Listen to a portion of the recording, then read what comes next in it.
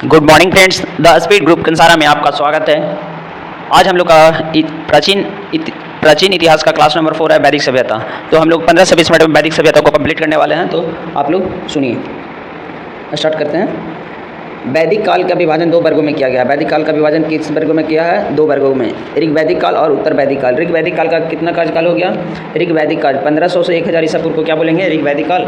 और उत्तर वैदिक काल बोलेंगे 1000 से 600 ईसा पूर्व को क्या बोलेंगे? उत्तर वैदिक काल बोलेंगे। सर्वप्रथम आर्य सर्वप्रथम पंजाब एवं अफगानिस्तान में बसे। पूछेगा आर्य सर्वप्रथम कहाँ बसे थे? तो आपका पंजाब और अफगानिस्तान में बसे थे। मैक्स मुलर ने आर्यों का मूल निवास स्थान मध्य एशिया को बोला था। पूछेगा मैक्स मुलर के अनुसार आर्यों का मूल निवास का स्थान क्या था? तो मध्य एशिया था। आर्यों द्वारा निर्मित सभ्यता वैदिक सभ्यता कहलाती है। आर्यों द्वारा निर्मित सभ्यता किसके द्वारा है? तो वैदिक सभ्यता है। वैदिक सभ्यता किसके द्वारा किया गया? तो आर्यों द्वारा। वैदिक सभ्यता कैसी सभ्यता थी? तो ग्रामीण सभ्यता थी। वैदिक सभ्यता कैसी सभ्यता थी? ग्रामीण थी। और आर्यों की भाषा क्या थी? तो संस्कृत थी। तो हम लोग वैदिक सभ्यता को देख लिए। दो कालखंडों में विभाजित किया गया है, ऋग वैदिक काल, उत्तर वैदिक काल। ऋग वैदिक काल का कार्य पीरियड हो गया 1500 से 1000 ईसा पूर्व। उत्तर वैदिक काल का हो गया 1000 से 600 ईसा पूर्व। और आर्य सबसे पहले कहाँ हुए? तो पंजाब और अफगानिस्तान में बसे। लेकिन मैक्स मुलर के अनुसार आर्य सर्वप्रथम कहाँ आए? तो मध्य एशिया में आए। आर्यों की सभ्यता कैसी कहलाती थी? वैदिक सभ्यता कहलाई। ग्रामीण कैसी सभ्यता थी? तो ग्रामीण सभ्यता थी। आर्यों की भाषा क्या थी? तो संस्कृत थी। आर्य शब्द भाषा समूह को इंगित करता है। आर्य शब्द किसको इंगित करता है? तो भाषा समूह को इंगित करता है। आर्यों के प्रशासनिक इकाई आरोही क्रम में इन 5 भागों में बांटा गया है: कुल, ग्राम, 20 जन और राष्ट्र। आर्यों के प्रशासनिक इकाई आरोही क्रम में इन 5 भागों में बांटा गया है: कुल, ग्राम, 20 जन और राष्ट्र। ग्राम के मुखिया को ग्रामिणी, 20 के प्रधान को विस्पति और जन के शासक को राजन कहते हैं। ग्राम के मुखिया को क्या कहते हैं? ग्रामणी बोलते हैं। 20 के प्रधान को क्या बोलते हैं? विस्पति बोलते हैं। और जन के शासक को राजन कहते हैं। राज्याधिकारियों में पुरोहित एवं सेनानी प्रमुख थे।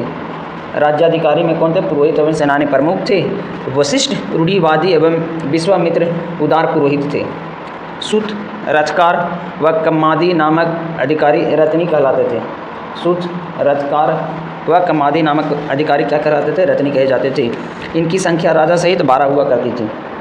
पुरत, दुर्गपति एवं अस्पत जनता की गतिविधियों को देखने वाला गुप्तचर होता था। ये आपका क्या शब्दावलियाँ हैं? पुरत क्या है? तो दुर्गपति को कहा जाता है। अस्पत किसको बोलते हैं? जनता की गतिविधियों को देखने वाला गुप्तचर होते थे। अभी इधर दिशा दिया हुआ है और उत्तर वैदिक शब्द है और राजा का नाम दिया गया: पूर्व, पश्चिम, उत्तर, मध्य एशिया। पूर्व में क्या था? प्राची।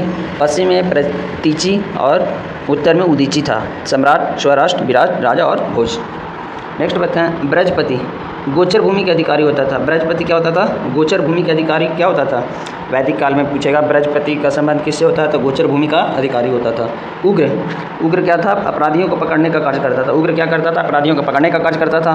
ऋग्वेद में किसी तरह का न्यायाधिकरण का उल्लेख नहीं मिलता है। ऋग्वेद में किसी तरह का न्यायाधिकरण का उल्लेख नहीं मिलता है। सभा एवं समिति राजा को सलाह देने वाली संस्था होती थी। सभा और समिति क्या करता था? राजा को सलाह देने वाली संस्था होती थी। सभा श्रेष्ठ एवं संभ्रात लोगों की संस्था थी। सभा श्रेष्ठ में संभ्रात लोगों की, जबकि समिति सामान्य लोगों की जनता प्रतिनिधित्व के। इसी के अध्ययन को ईशान कहते हैं। इसी के अध्ययन को क्या बोलते हैं? तो ईशान कहते हैं। स्त्रियां सभा एवं समितियां में भाग ले सकती थी। स्त्रियां क्या थी? सभा एवं संस्कृतियां में भाग ले सकती थी। युद्ध में कबीले का नेतृत्व राजा करता था। युद्ध में कबीले का नेतृत्व कौन करता था? तो आपको राजा करता था। युद्ध के लिए गविष्ठ शब्द का प्रयोग किया गया। युद्ध के लिए किसका शब्द का प्रयोग किया गया? तो गविष्ठी शब्द का प्रयोग किया गया, जिसका अर्थ होता है गायों की खोज। जिसका अर्थ क्या होता है? गायों की खोज।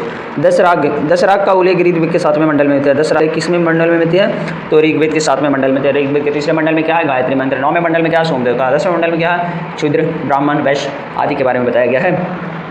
यह पुरुष वह परुषनी नाभि के तट पर सुदास एवं 10 राजाओं के बीच लड़ा गया, जिसमें सुदास विजयी हुआ था। दशराग का युद्ध किस नदी के किनारे लड़ा गया?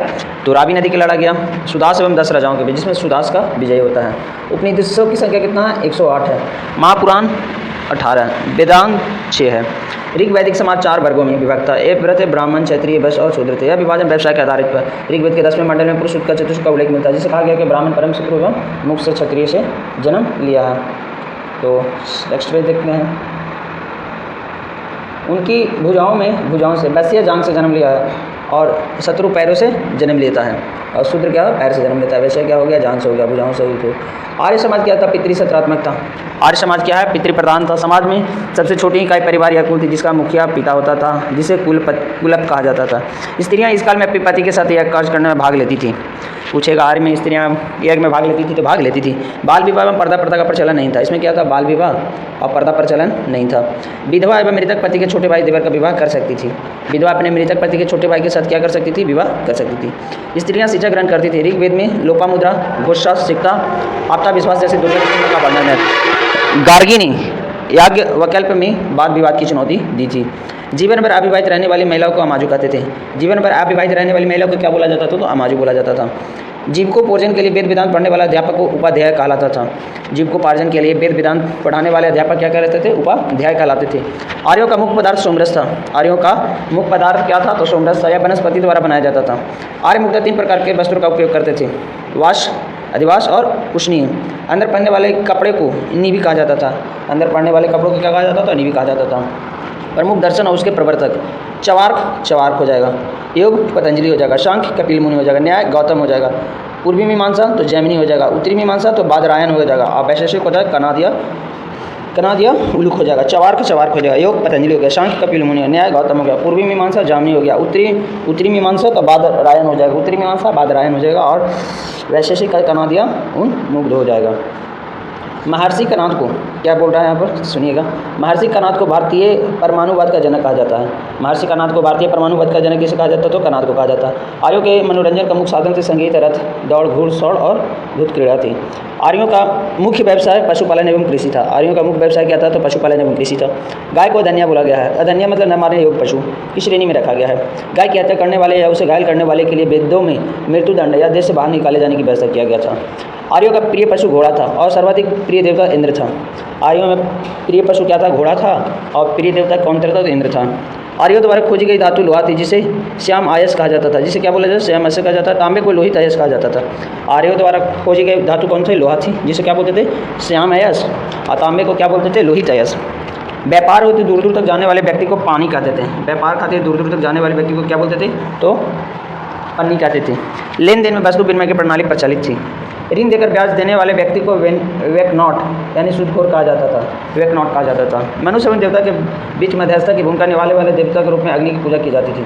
मनुष्य एवं देवता के बीच मध्यस्थता की भूमिका निभाने वाले देवता को अग्नि के रूप में पूजा की जाती थी। ऋग्वेद में उल्लेखित सभी नदियों में सरस्वती सबसे महत्वपूर्ण तथा जमुना सबसे पवित्र मानी जाती थी। सरस्वती सबसे महत्वपूर्ण और पवित्र मानी जाती थी।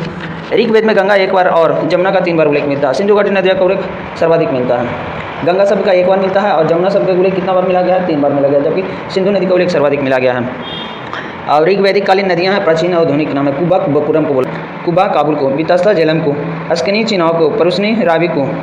परुष्णी किसको बोलते थे, तो नाविक को बोलते थे। और विपाशा किसको बोलते थे, तो व्यास को। विपाशा किसको बोलते थे, व्यास को। सदानीरा गंडक, दृष्टदंती घग्गर को, दृष्टदंती घग्गर को, गोमती को गुमल बोलते थे। और सुबास्तु को स्वात बोलते थे, सुबास्तु को स्वात बोलते थे। कुबा कुरम हो गया, कुबा काबुल, वितस्ता झेलम, अस्कनी चिनाव, परुष्णी रावी, सतुषे सतुलज हो गया। अब नेक्स्ट की तरफ बढ़ते हैं। ये आपका फर्स्ट पेज कंप्लीट हुआ।